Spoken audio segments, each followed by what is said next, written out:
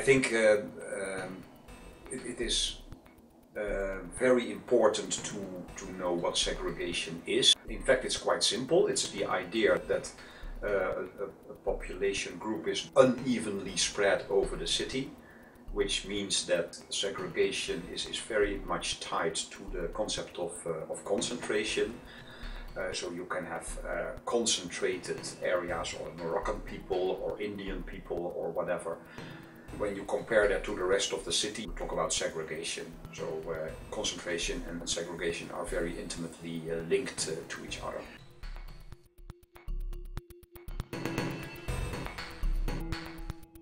Polarization can be along many dimensions, depending on the culture.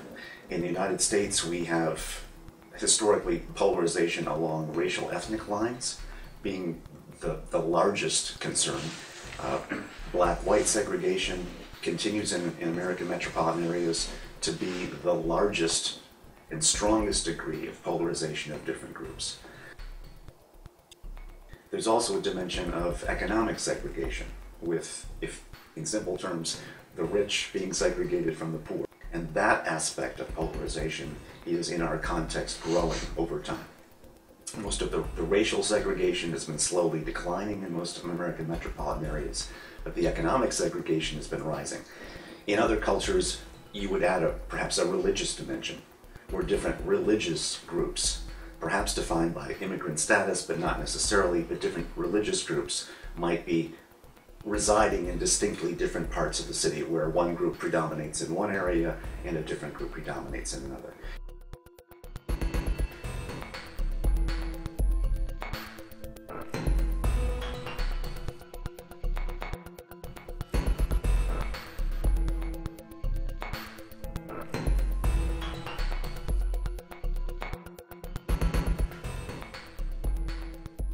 If a low-income group lives somewhere and this area is also characterized by bad schools, no employment, dirty streets, a lot of criminality, and all these other physical and social aspects, bad housing, bad connections to the rest of the city, then you have a problem.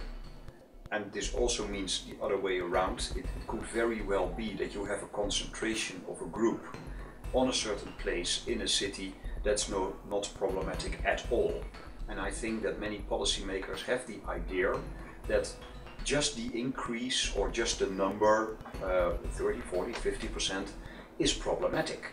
And I refuse to accept that. Ces 500 000 logements seront attribués forcément à des étrangers. Fixé, en effet, on pissait sur l'enfant tricolore, le putain d'étendard du parti des pauvres. Cette fausse république que je nique sans polémique, fausse politique démocratique au trop mystique. First of all, one has to consider the dimension on which the polarization is occurring. Is it racial or ethnic? Is it religious? Is it economic? Because I think each one of these dimensions of polarization may have different consequences for the society. And the consequences could be economic or social, but it also could be, in some sense, psychological and cultural. The degree to which a society cares about cohesion in a national sense or national identity. I think that the notion that there's an acceptable or unacceptable amount of segregation as measured by a magical number is not appropriate. The only thing that I'm convinced that the research internationally shows is that as metropolitan areas move toward that more polarized end of the scale, and thus the neighborhoods do start to look distinctly identified by one particular group or another, that you get a distinct difference in, among other things, economic opportunities. Because our cities typically, politically and economically, don't treat all spaces equally.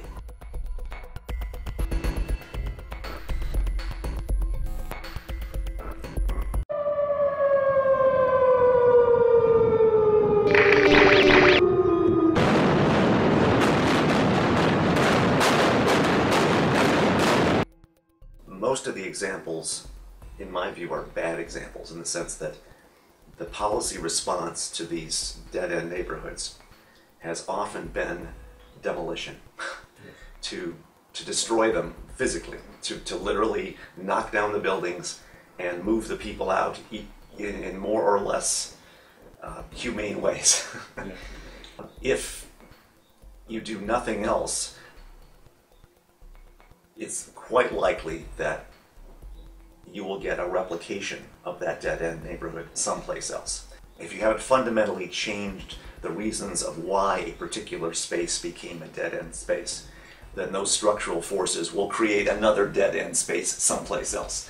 And you'll be constantly, as a policymaker, chasing those dead-end neighborhoods. And as soon as you get rid of one here, oh, there's one there, now we have to get rid of that one, but then another one's great. So this notion that you can eliminate the problem by bulldozing a place is naive, and it's created great human costs over the histories. And I think virtually every country I know of has made that mistake at some point or another.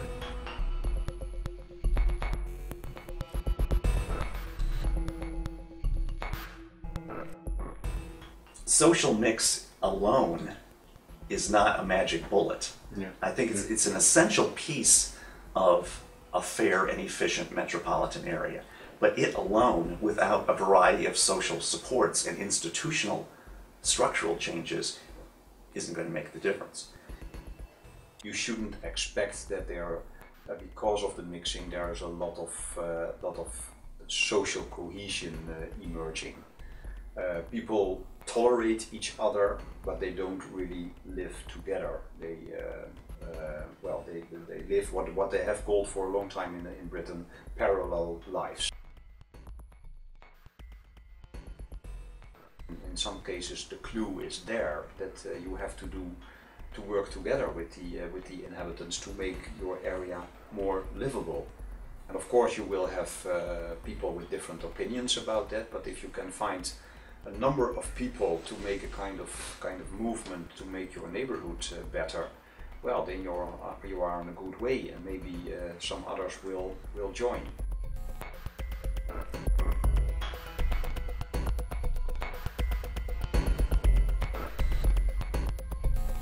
Europe offers some examples of what I think are very creative education policies that try to break this link between place of residence and opportunity. So the Dutch system, for example, is a completely centrally funded and administered school system.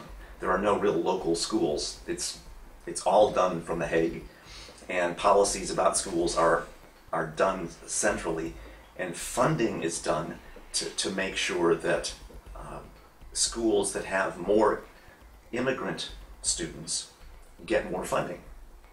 There's a formula that guarantees that if, for whatever reason, a school has more immigrant students, they will have a better ratio of teachers to students. That is to say, fewer students per teacher than a school that just has Dutch natives in it. So they are indeed trying to, with a school-based spatial policy, compensate the neighborhoods that have higher fractions of immigrant children, to try to intensify the efforts to make sure that those places through the school system are places of opportunity, not dead-end places.